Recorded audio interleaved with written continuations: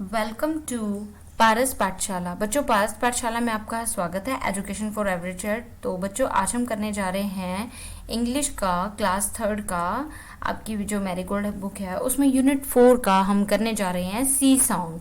ये एक बहुत ही प्यारी पोएम है। तो उससे पहले चलिए, जिन बच्चों ने अभी तक चैनल को सब्सक्राइब नहीं किया है, देखिए मेरा जो आपको थंबनेल दिख रहा है उसके नीचे आप ये एरो देख रहे हैं। एरो के यहाँ पे आपको सब्सक्राइब का बटन दिख रहा होगा ऐसे।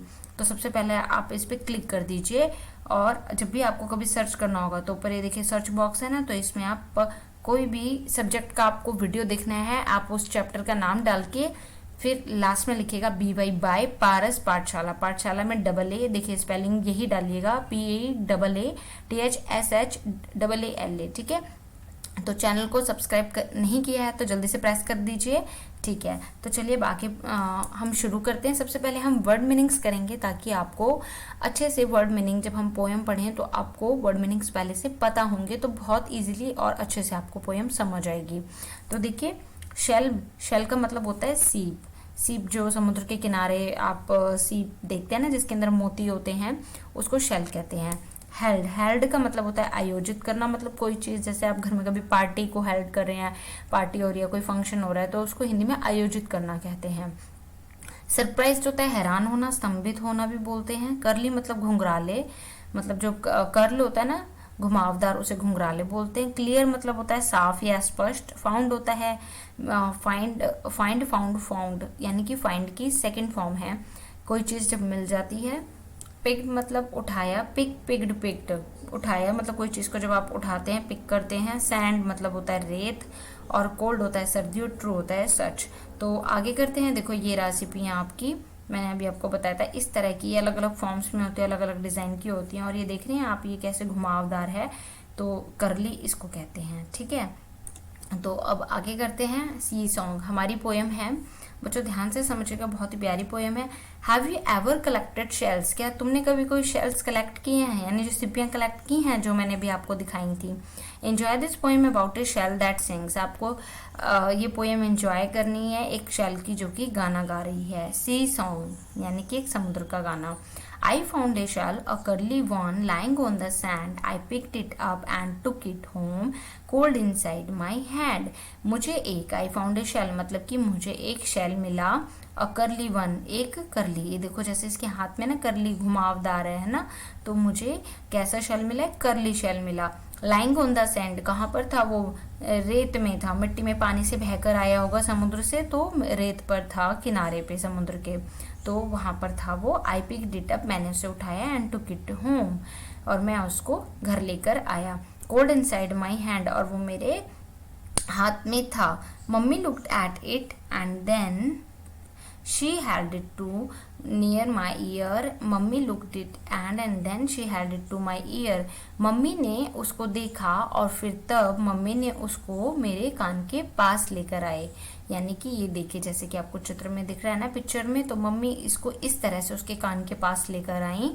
And from the shell there came a song, और फिर फ्रॉम मतलब से, तो शेल के पास से एक गाना सुनाई दिया। Soft and sweet and clear, वो गाना बहुत ही सॉफ्ट, मतलब कि बहुत ही कान को बहुत ही आराम दे रहा था, मीठा का बहुत ही मधुर आवाज़ में था, और साफ सुनाई दे रहा था, और बहुत ही प्यारा मतलब सॉन्ग उस शेल से आ रहा था। I was surprised, I listened hard, मैं बहुत ज़्यादा सरप्राइज था। आई लिसन्ड हार्ड मतलब मैंने उसे ध्यान से सुना, या हार्ड से मतलब है ध्यान से सुना। जब आप किसी चीज़ को लेकर एक्सपेक्टेशन नहीं करते हैं ना कि वो चीज़ ऐसी हो सकती है और वो वैसी होती है, तो आप सरप्राइज हो जाते हैं। तो उसने भी नहीं सोचा था कि किसी शेल में से इस तरह से गाना आएगा, और फिर उसने उसको ध्यान से यानी कि हार्डली सुना उसको। But it was really true, पर ये वास्तव में सच था। I wish you would find a nice big shell, ये जो यू के साथ आप अपॉस्ट्रोफी देख के डी देख रहे हैं ना, तो ये यू वुड है। I wish you would find a nice big shell and hear it singing too. मैं विश करता हूँ, यानी कि मैं ऐसी इच्छा करता हूँ कि आपको भी एक बड़ा सा शेल मिले और आप भी उसमें से गाना सुने। तो एक बार इस पोएम को दोबारा अच्छे से रिकैप्चुलेट कर लेते हैं फिर से, कि एक ये जो बॉय है इसको एक शेल मिलता है, और कैसा था वो शेल? करली था, और कहाँ पर था? जो सी का किनारा होता है, सैंड, उस पर था। मैंने उसको उठाया, घर लेकर आया अपने हाथों में। मम्मी ने उसको देखा और फिर मम्मी उस शेल को मेरे कान के पास लाई and she had it to my hear. और फिर वो मेरे कान के पास नहीं, उसके बाद उसमें से एक बहुत ही मधुर और साफ आवाज़ में एक गाना आ रहा था। I was surprise, I listened hard. मैं बहुत हैरान हो गया सुनकर और मैंने उसको बहुत ही ध्यान से सुना। But it was really true, पर ये बहुत ही ज़्यादा मतलब कि वास्तव था, सच था। मैं भी ये विश करता हूँ कि आपको भी एक ऐसे बड़ा सा शेल मिले और आप भी उसमें से गाना सुन सकें। तो न्यू वर्ड्स हैं शेल, हैड, सरप्राइज, करली, क्लियर, जिनके सारे के सारे मैं मीनिंग आपको स्टार्टिंग में बता चुकी हूँ। अब हम इन मीनिंग्स के ऊपर मेक सेंटेंसेस बनाएंगे। मैंने आपको समझाने के लिए बनाए हैं, बट आप अपने सेंटेंसेस खुद बनाइएगा। देखिए शेल, शेल के ऊपर कोई भी सेंटेंस बना सकते हैं। I saw a shell on the sea shore. मैंने एक शेल को देखा कहाँ पे, समुद्र के किनारे पर। सी शोर मतलब, शोर मतलब होता है किनारा। Held, a painting competition was held in my school. Surprised, I surprise to see a huge banyan tree, मतलब बरगद का पेड़ देखकर, बहुत बड़ा बरगद का पेड़ देख के मैं सरप्राइज रह गया। करली, आई हैव करली हेयर्स, मेरे करली बाल हैं। Clear, the river was clear, जो पानी थी वो कैसी थी, एकदम क्लियर थी न, कई साफ पानी होता है ना एकदम उसका दिखाई देता है एकदम, है ना। अब चलो हम इसके क्वेश्चन आंसर करते हैं बच्चों। Where did the child find the sea shell, बताओ उसे कहाँ मिला था। तो हमेशा याद रखना जब हम क्वेश्चन का आंसर लिखते हैं तो उसमें जो वर्ब आती है वो हमेशा पास्ट फॉर्म में हो जाती है। तो the child found the sea shell lying on the sand. What did the child do with the shell, बच्चे ने शेल के साथ क्या किया। द चाइल्ड पिक्ड इट, उसने उसे उठाया and took it to his home in his hand, और अपने हाथ में लेकर उसको अपने घर चला गया। What did the child here, बच्चे ने क्या सुना। देखो हियर का क्या हो जाएगा, हर्ड हो जाएगा। जब भी हम क्वेश्चन से आंसर लिखते हैं तो वर्ब क्या हो जाती है, पास्ट हो जाती है। The child heard a sweet soft and, कैसा सुन रहा था वो, देखो यहाँ पोयम के अंदर भी आया था ना, सिर्फ ये रहा देखो, soft and sweet and clear sound उसको उसमें से आ रहा था, तो वही हमारे आंसर में भी है। ठीक है बच्चों, अब आगे देखो, इसमें हमें क्या करना है, रैमिंग वर्ड्स करना है देखकर, जो कि रैमिंग वर्ड्स क्या होते हैं, जिनकी एंडिंग बोलने में सेम होती है।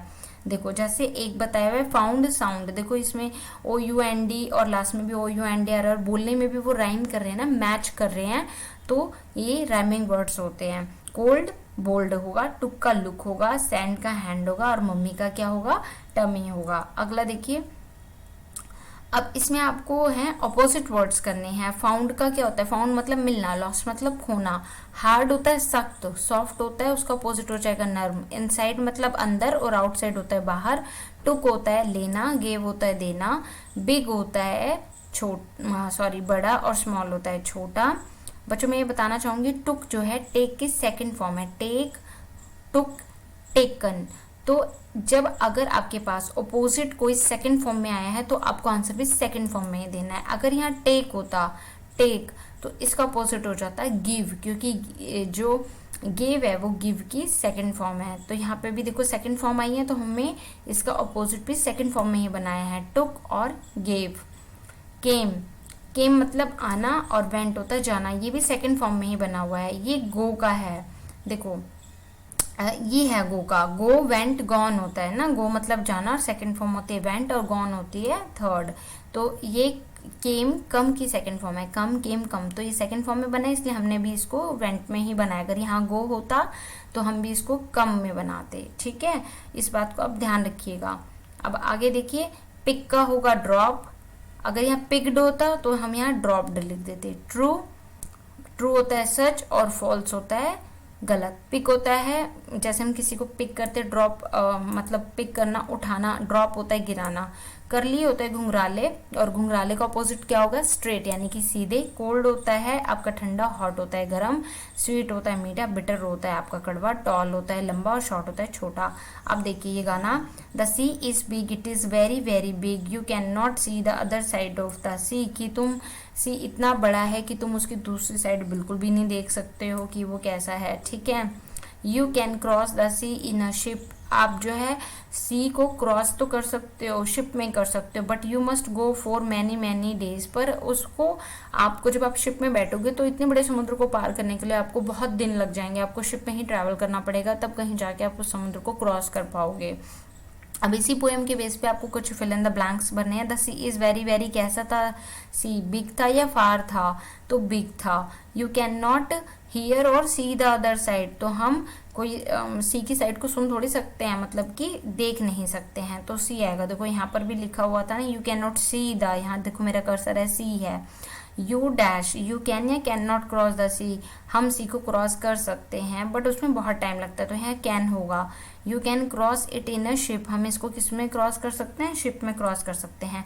और अब आपको ये टंग ट्विस्टर है आपका, इसको आपको जल्दी जल्दी पढ़ना है। वो इसलिए होता है ताकि आपका जो प्रोनाउंसिएशन करने का तरीका होता है ना, इंग्लिश को आप अच्छे तरीके से पढ़ पाएँ, बहुत धीरे धीरे ना पढ़ें कि जिससे it takes too much time, है ना। तो आपका बोलने का तरीका इंग्लिश का थोड़ा ठीक हो, इसको आपको ऐसे पढ़ना है। देखो पहले फर्स्ट टाइम जब आप पढ़ोगे तो थोड़ा स्लो आप पढ़ पाओगे, फिर इसको थोड़ा और इम्प्रूव करने की कोशिश करना, फिर और, तो it will helps you to speak in English fluently. तो ये आपकी फ्लुएंसी को एक्यूरेट करने के लिए होता है। जैसे पहले आप ऐसे पढ़िएगा, she sells sea shells, she sells sea shells on the sea shore. अब आप इसको थोड़ा जल्दी पढ़ने की कोशिश करिएगा, she sells sea shells, she sells sea shells on the sea shore, she sells sea shells, she sells sea shells on the sea शोर।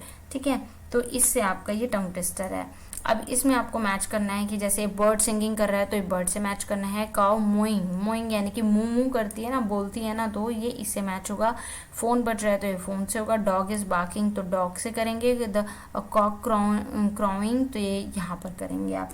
तो बच्चों आज की क्लास मेरी ख़त्म होती है। आपका बहुत बहुत धन्यवाद, ये थैंक यू सो मच ये वीडियो देखने के लिए। बट आप इस वीडियो को अपने तक सीमित मत रखिएगा, ज़्यादा से ज़्यादा बच्चों को शेयर कीजिए। और आप मेरी दूसरी वीडियोस भी देख सकते हैं, लिंक और डिस्क्रिप्शन में जाकर आपको, या जैसे मैंने आपको स्टार्टिंग में बताया था कि आप सर्च में जो भी चैप्टर देखना चाहते हैं उस चैप्टर का नाम लिखिएगा। जैसे फॉर एग्जांपल कोई भी चैप्टर का नाम है वाटर ओ वाटर बाय पारस पाठशाला, ऐसे करके आप डालें तो मेरा आपका निकल कर आ जाएगा। पारस पाठशाला का ब्लू लोगो होता है, वहाँ से देख सकते हैं।